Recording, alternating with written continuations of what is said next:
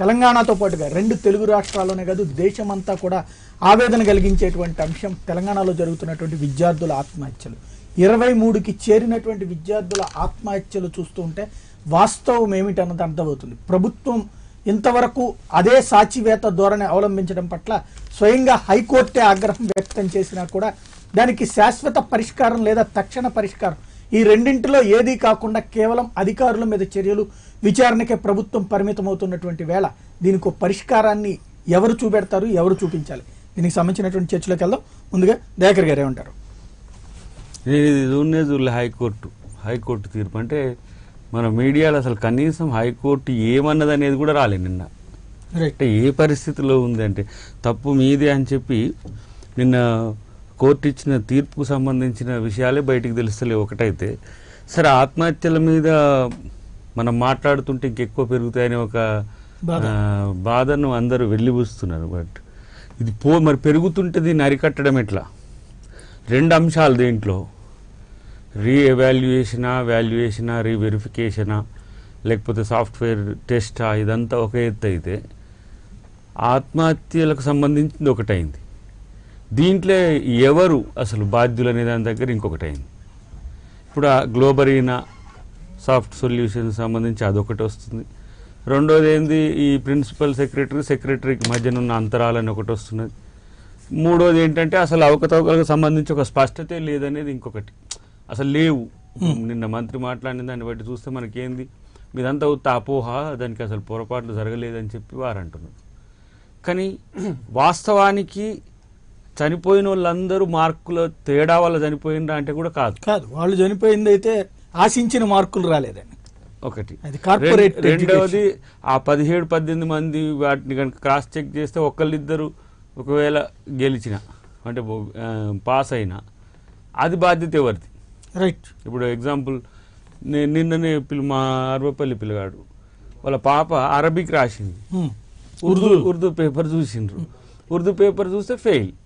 ఆ 63% సంథింగ్ ఏదో ఇచ్చిండ్రు.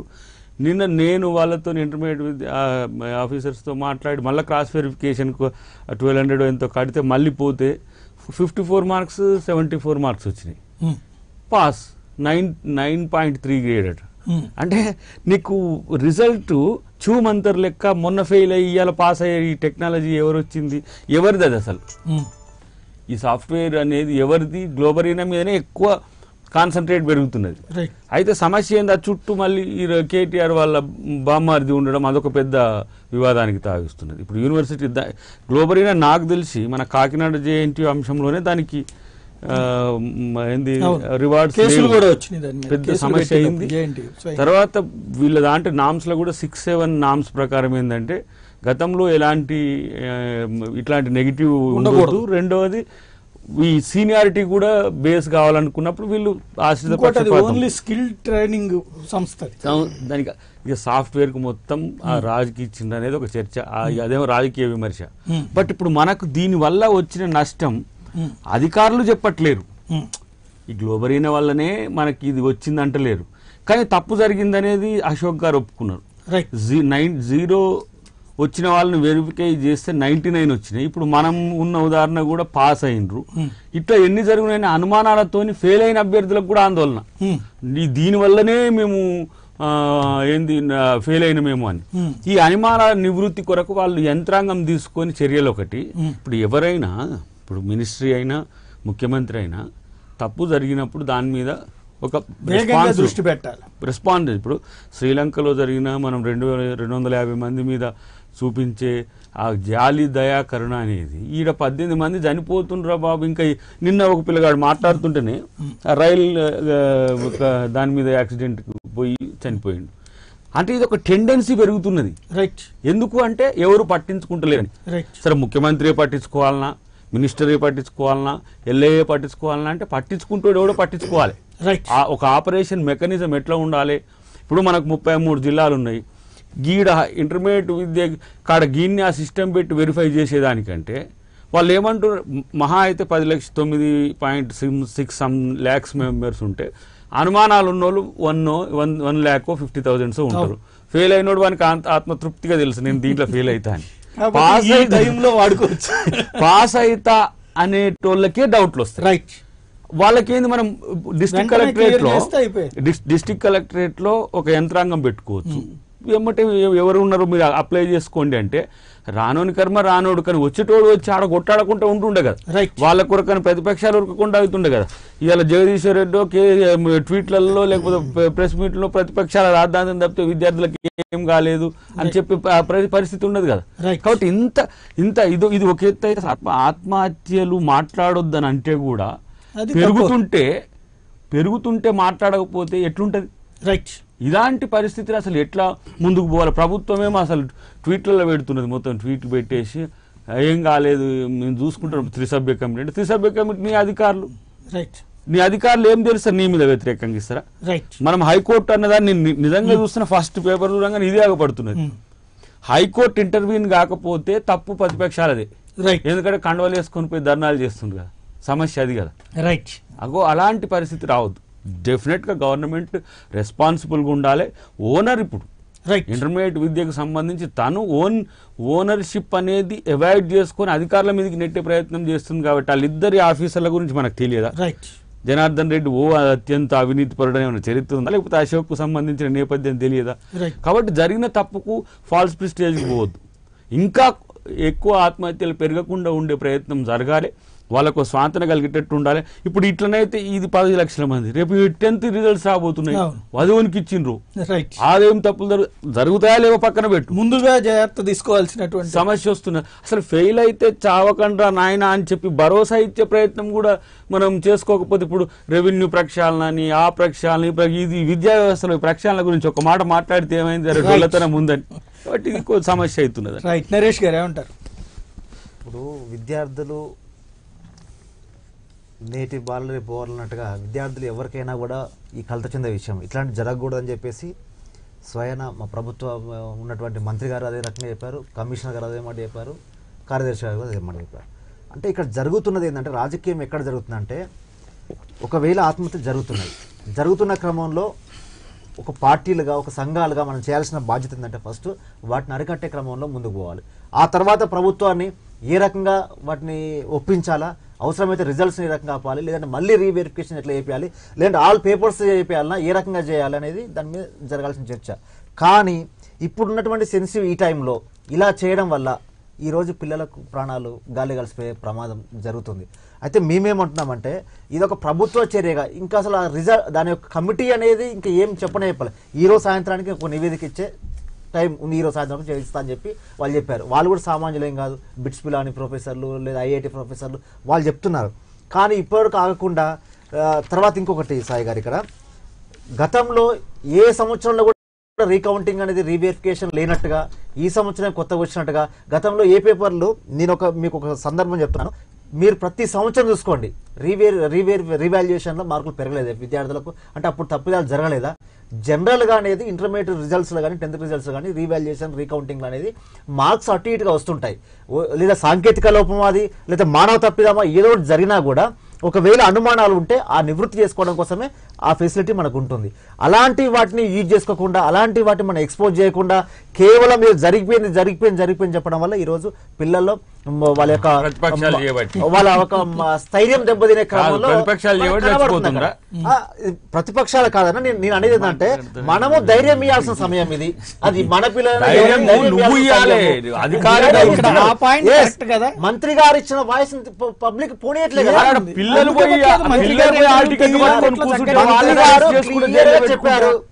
క్లియర్ గా చెప్పారు. ఏం చెప్పారు? మీరు ఎటువంటి కలత చెందాల్సిన అవసరం లేదు. ఒక్కటి ఇక్కడ ఒక మాట, ఇప్పుడు తెలంగాణ ఇస్తే పిల్లల ఆత్మహత్యలు ఆగిపోతాయి, వాళ్ళందరూ అన్యాయం అయిపోతున్నారని మీరు ఆ రోడ్డు ఎంకరేజ్ చేశారా? చేయలేదు కదా. అప్పుడు ప్రభుత్వం కూడా చెప్పింది కదా, కాంగ్రెస్ ప్రభుత్వం కూడా మేము పరిశీలిస్తున్నాం, ఒక కమిటీ వేస్తున్నాం అని. మీరు ఇక్కడ ఏం చేసి వచ్చారు? అదే చచ్చిపోతున్నారు అని చెప్పి ఒకటి చేశారు. ఇప్పుడు అదే మీ దగ్గరకు వచ్చేటప్పుడు మళ్ళీ మీరు రివర్స్ లో చెప్తున్నారు. అంటే బేసిక్ గా ఇక్కడ ఒక మాట నేను అనేది, ప్రజల ప్రాణాలు పోతుంటే అలా కాదు, ప్రజల ప్రాణాలు పోతుంటే ఒక మాట నేననే పాయింట్ ఒక మాట, ప్రజల ప్రాణాలు పోతుంటే మానవత్వం లేదా అని చెప్పి నాడు మనం ప్రశ్నించినటువంటి వాళ్ళం. ఇవాళ మన దగ్గర ఉన్న మానవత్వం ఏమైపోయింది? మనం అసలు మనుషుల్లా ప్రవర్తిస్తున్నామా? మీరు అంటున్నారు జగదీశ్వర్ రెడ్డి గారు మాట్లాడారని. ఏమని మాట్లాడాలా? 3 రోజులు కమిటీ వేసామనేది కాదు కదా. ఇదిగో 100 కాదు 200 కౌంటర్లు పెడతామయ్యా, ఇప్పుడు నువ్వు అప్లికేషన్ పెట్టిన పావు గంటలోనో గంటలోనో లేదా రేపు పొద్దున కల్లా నీకు వెరిఫై చేపిస్తాను, టెక్నికల్ ప్రాబ్లం అనేటువంటిది ఉంటే కనుక వెంటనే సెటిల్ చేస్తాం, దిద్దడానికి అవసరమయ్యి నీకు మార్కులు ఎక్కువ నేను రాసింది బాగా రాశాను అనుకుంటే కనుక దానికి ఒకటి వేస్తాం అనేటువంటిది. ఇది మీకు 2-3 రోజుల్లో నేను సెట్ చేస్తానని ఆయన ఓపెన్గా చెప్తే అదొక క్లారిటీ ఉంటుంది. అట్లా కాకుండా నేను 3 కమిటీ చేశాను, అప్పుడు శ్రీకృష్ణ కమిటీ చేశాను, లేకపోతే ఇంకో కమిటీ చేశాను అని చెప్పినట్టు ఇప్పుడు మీరు ఒక కమిటీ పాడేశారు. మీకు వాళ్ళకి తేడా ఏముంది? ఆనాడు విమర్శించిన వాళ్ళని గవర్నమెంట్ దించారు, వాళ్ళని ఇప్పుడు మిమ్మల్ని మాత్రం ఎందుకు ఉంచుకోవాలా? ఇప్పుడు ఆనాటికి ఈనాటి కంటే ఆ రోజు ఉన్నట్టు తెలంగాణ ఉద్యమ సమయంలో ఏ పార్టీలు కూడా ఎంకరేజ్ చేయలేదు. ఏ పార్టీలు కూడా ఒప్పుకోరు. ఫస్ట్ పిల్లలకు కానివ్వండి ఒక ధైర్యాన్ని ఇచ్చిండ్రు తెలంగాణలో ఇచ్చామండి అని చెప్పేసి దానికి ముడిపెట్ట. దయచేసి సాయి గారు, నేను ఒక విషయం ఏంటంటే ఇక్కడ ఇంటర్మీడియట్ లో జరిగినటువంటి వాటిని ఫస్ట్ ఏమైంది, డేట్ అనేది 23rd కు డిసైడ్ చేశారు, 25th, 27th ఇప్పుడు అది హైకోర్టు చెప్పాక ఇదంతా ఎవరికి నేను అన్నది 3 లక్షల మంది తప్పారు, ఇందులో 1,00,000 మంది దాకా పాస్ అయ్యే అవకాశం ఉంది, దానికి సంబంధించినటువంటి సంస్థలు ఇవి అనేది పెట్టాలి కదా. అసలు ఏంటి రీజన్ అనేది చెప్పకుండా తప్పులేమీ జరగలేదు, అంతా సేఫ్, అంతా ప్రశాంతం, అనవసరంగా రాజకీయ రాద్ధాంతం చేస్తుందంటే అది జెన్యూన్ స్టేట్మెంటా? అదే బాధ్యతాయుతమైనటువంటి ఒక మంత్రి ఇవ్వాల్సినటువంటి స్టేట్మెంట్. ఎవడు తప్పున్నా చర్య తీసుకుంటామని చెప్తున్నారు, తప్పే జరగలేదని మళ్ళీ మీరే చెప్తున్నారు. ఇంకేం స్టేట్మెంట్ వస్తుంది? రేపు నివేదిక ఇచ్చే ఆయన 5 పాయింట్లు ఇచ్చారు కదా శ్రీకృష్ణ గాండి, కావాలంటే వద్దు ఇట్లా. అదే టైప్ ఇప్పుడు మీరు కూడా రేపు పొద్దున ఇట్లాగే ఇస్తారనుకుంటారు, ఎందుకంటే అధికార పార్టీలు ఎవరుంటే అదే మాట నడుస్తుంది. ఇప్పుడు నివేదిక ఇచ్చినప్పుడు సాంకేతిక సమస్య స్పష్టంగా కనబడుతుంది అక్కడ. రైట్, ఎవరిని చేయాలి అప్పుడు శిక్షించాలి? ఎవరు శిక్షించాలంటే ఇచ్చినటువంటి సంస్థదా, రైట్, లేకపోతే ఇంటర్మీడియట్ బోర్డు ఒక దొంగని తెచ్చి ఎట్లాగా మీరు పోలీసింగ్ చేశారు ఇక్కడ సార్. ఆ గ్లోబరీనా అనే సంస్థ ఒక దొంగది 4,30,00,000 రూపాయల సొమ్ముని టెండర్లలో గోల్మాల్ చేసి కాకినాడ JN2 దగ్గర మింగేసింది అన్నది పోలీస్ కంప్లైంట్ ఇచ్చింది, దానికి పర్మిషన్ ఇచ్చింది. ఇప్పుడు మీరందరూ మీతో బాగా ఆప్యాయంగా ఉండేటువంటి గవర్నర్ గారు, ఆయన ఛాన్సలర్గా ఉండినే ఇచ్చింది.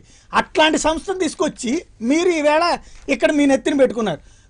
ఏదైతే ఫోరం ఫర్ గుడ్ గవర్నెన్స్ ఉంది, గుడ్ గవర్నెన్స్కి సంబంధించిన సంస్థ 70 లక్షలకి చేసే సంస్థని పక్కన పెట్టి వీళ్ళకి ఇచ్చారు. వీళ్ళు చేసిన తప్పిదానికి ఇప్పుడు అట్లాంటి ఒక దరిద్రపు సంస్థకి అవకాశం ఇచ్చినటువంటి ఘనతని మీరు ఓన్ చేసుకుంటారా, లేదా ఆ ఫెయిల్యూర్ మాత్రం ఆ సంస్థకేసి దాంట్లో మాకు సంబంధం లేదంట? ఇప్పుడు ఒకవేళ గ్లోబల్ సంస్థ వల్ల మిస్టేక్ జరిగింది అనుకోండి, జరిగితే ఖచ్చితంగా ఇంకెవరి వల్ల జరిగింది, పోయిన వాళ్ళ వల్ల కాదు. అది మనం ఎట్లా చెప్తామండి, మనం చెప్పేది కాదు. ఒక సాయంత్రం వరకు వెయిట్ చేయండి, అందరూ ఎవరి వల్ల మిస్టేక్ జరిగింది తెలుస్తుంది. అప్పుడు అది మీరు అప్పుడు ఆ తర్వాత చర్యలు తీసుకోకపోతే అప్పుడు మీరు క్వశ్చన్ చేస్తే దానికి ఏమో సమాధానం చెప్పగలుగుతాము. అంటే ఈ లోపు అయితే ఈ ఆల్టర్నేటివ్ అరేంజ్మెంట్ జరుగుతుంది. రీవాల్యుయేషన్ కు టైం ఇచ్చాము, రీకౌంటింగ్ టైం ఇచ్చాము. వచ్చిన వాళ్ళకు డైరెక్ట్ గా ఒరిజినల్స్ ఉన్నాయండి అక్కడ పేపర్స్, డౌట్ ఉన్నట్టయితే కాపీ ఇస్తామని చెప్తున్నాం. అంతకంటే ఓపెన్ ఇక్కడ నాకు కావాల్సిన పాయింట్ ఏంటంటే, ఒక్క మాట నాకు కావాల్సిన పాయింట్ ఏంటంటే, ఇవాళ రీవెరిఫికేషన్లో లేదా రీవాల్యుయేషన్లో ఇంతకు ముందు 10 మార్కులే లేకపోతే 5 మార్కులో మీరు వేశారు, అది ఇక్కడ ఇవాళ 50 అయింది. ఆ కన్సర్న్డ్ పర్సన్ని భవిష్యత్తులో దిద్దడానికి పనికిరాడని కానీ ఆ కన్సర్న్ పర్సన్ ఒక విద్యార్థి జీవితంతో ఆడుకున్నాడు, మానసికంగా చంపేశాడు వాళ్ళని. అట్లాంటి వాళ్ళని అంటే మామూలుగా మనం భర్త మానసికంగా వేధిస్తేనే శిక్ష వేస్తుంది, 6 నెలల జైలు శిక్ష. అట్లాంటిది ఒక విద్యార్థి, చిన్న వయసులో ఉన్నటువంటి విద్యార్థిని ఆడుకున్నటువంటి జైలు శిక్ష వేస్తారా, వాడి ఉద్యోగం నుంచి తీస్తారు.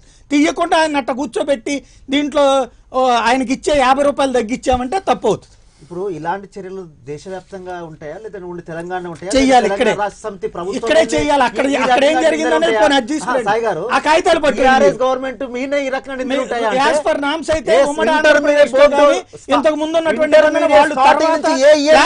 పనికి రాకుండా వాల్యుయేషన్ కి పనికిరారు. యాజ్ పర్ నామ్స్ వాల్యుయేషన్ కి పనికిరారు. ఒకసారి కనుక మార్కులు తక్కువ వేస్తే ఆ మార్కులు సరిగ్గా వేయకపోతే వాళ్ళని వాల్యుయేషన్ నుంచి బహిష్కరిస్తారు. పోయిన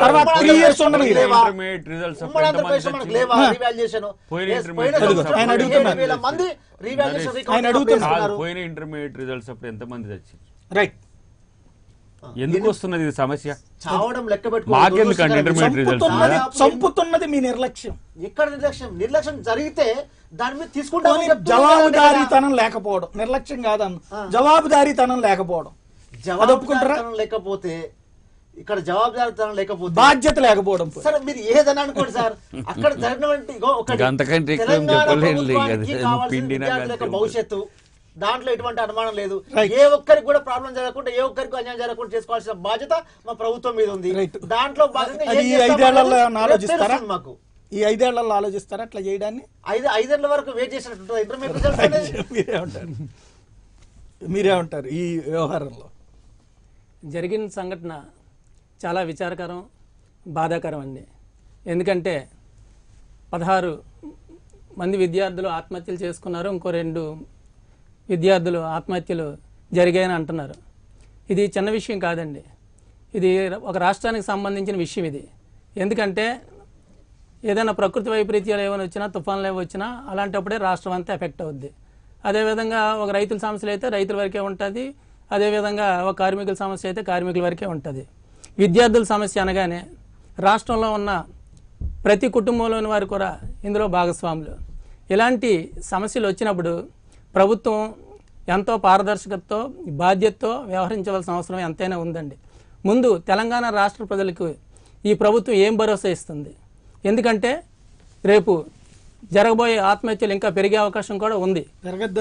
పెరగొద్దని తెలంగాణ ప్రభుత్వం ఏ విధమైన భరోసా ఇస్తుంది అన్నది మనకి అసలు ఇంతవరకు ఏం కనబడలేదండి. అంటే జగదీశ్వర్ రెడ్డి గారు మాట్లాడినప్పుడు మనం చూసాం. ఆయన ఏంటంటే సాధారణంగా ఏమైనా జనరల్గా చిన్న చిన్న మిస్టేకులు జరిగినప్పుడు ఏ విధంగా అయితే స్టేట్మెంట్లు ఇస్తారో ఆయన ఆ విధంగానే ఒక రెగ్యులర్ స్టేట్మెంట్ ఇవ్వడం తప్పిస్తే ఆయన చనిపోయిన కుటుంబాలకి ఒక భరోసా కలిగించినట్లు కానీ, ఒక ఓదార్పు ఇచ్చే విధంగా కానీ, జరగబోయే పరిణామాలకి మేము బాధ్యత వహిస్తాం, ఇక ముందు జరగకుండా మేము చూస్తాం, దోషులు మేము కఠినంగా శిక్షిస్తామని అసలు కనీసం ఒక స్టేట్మెంట్ ఆయన చెప్పలేని పరిస్థితి మనం చూసాం. ఇక రాష్ట్ర ముఖ్యమంత్రి గారు కూడా మరి ఈ విషయం మీద ఎందుకు స్పందించలేదో మాకైతే తెలియదు. కాకపోతే రేపు వాళ్ళు అంటున్నారు మూల్యాంకనానికి అయితే మేము అలౌన్స్ చేయమని. పోనివ్వండి, మూల్యాంకనానికి అలౌన్స్ చేయవలసిన అవసరం లేదు, ఎందుకంటే అవి ఇన్విజిలేటర్స్ అవి చేస్తారు కాబట్టి అంతవరకు ఇబ్బంది లేదు. మూల్యాంకనం అయిన తర్వాతే ఈ మిస్టేక్స్ అన్నీ జరిగాయి. ఎందుకు జరిగాయి అంటే చెప్తున్నారు అక్కడ నాణ్యమైన టెక్నికల్ సంస్థలు ఏమి లేవు అక్కడ. ఆ గ్లోబరీనా సంస్థకి ఏదో ఇచ్చారని అంటున్నారు. ఆ గ్లోబరీనా సంస్థ ఏదో నామినేషన్ పద్ధతిలో అడ్డదారిలో వచ్చిందని ఒకటి దాన్ని పక్కన పెడితే వాళ్ళు ఏమన్నారు, ఆ CEO విఎస్ఎన్ రాజు గారు ఎవరో ఉన్నారు, వాళ్ళేమో ఇంటర్ బోర్డు మీద ఈ నెపాన్ని పెడుతున్నారు. ఇంటర్ బోర్డులో అధికారుల ఆధిపత్యం వలన ఇదంతా జరిగింది అంటే ప్రభుత్వం ఇదంతా ముందుగా చూసుకోవాల్సిన బాధ్యత ఉందండి. ఎందుకంటే బోర్డులో ఏం వ్యవహారాలు జరుగుతున్నాయి, అదేవిధంగా మనం ఇస్తున్న టెండర్ ఇచ్చిన సంస్థ ఏ విధంగా పనిచేస్తుంది అన్నది ముందు చూసుకోవాల్సిన బాధ్యత ఎంతైనా ఉంది. చూసుకోలేదు, పోనీ ఈరోజు తప్పులు జరిగాయి, తప్పులు జరిగిన తర్వాతైనా మీరు ఎవరినైనా కనీసం అరెస్ట్ చేశారా? మీరు ఒక కమిటీ వేశారు, త్రిసభ్య కమిటీ, కాదని అంటలేదు. ఆ కమిటీ వేసిన తర్వాత, ఆ కమిటీ రిపోర్ట్ ఇచ్చిన తర్వాత మీరు ఏం చేయబోతున్నారు? ఈ ప్రజలకి అంటే పోయిన ప్రాణాలు మీరు తీసుకొస్తారా? అంటే ఇందులో తప్పులు జరిగాయి అన్నది కామన్ మ్యాన్కి తెలిసిపోతుందండి. ఎందుకంటే ఫస్ట్ ఇయర్లో 75% మార్కులు వచ్చిన వాళ్ళకి 75 వచ్చాయి. ఈ ఇయర్లో చూస్తేనేమో 1 మార్కు, 2 మార్కు, 3 మార్కులు వచ్చిన వాళ్ళు కూడా ఉన్నారు. అంటే దీన్ని బట్టిగా బ్లండర్గా అక్కడ మిస్టేక్స్ జరిగాయని తెలుస్తున్నప్పుడు ప్రభుత్వం స్పందించిన తీరు మట్టుగా బాగాలేదు. జగదీశ్వర్ రెడ్డి గారు ఈ విషయంలో ప్రజలకు ఏం సమాధానం చెప్తారో ముందుగా ఆయన రాజీనామా చేస్తేనే కానీ ఈ విషయం ఈ రాష్ట్రంలో చల్లారదని నా అభిప్రాయం. ప్రజలకు భరోసా ప్రభుత్వం కల్పించలేనప్పుడు దానికి ఏదో ఒక సొల్యూషన్ ప్రభుత్వం నుంచి రావాలి, ప్రజలు నమ్మించే విధంగా ఉండాలి. ప్రజలు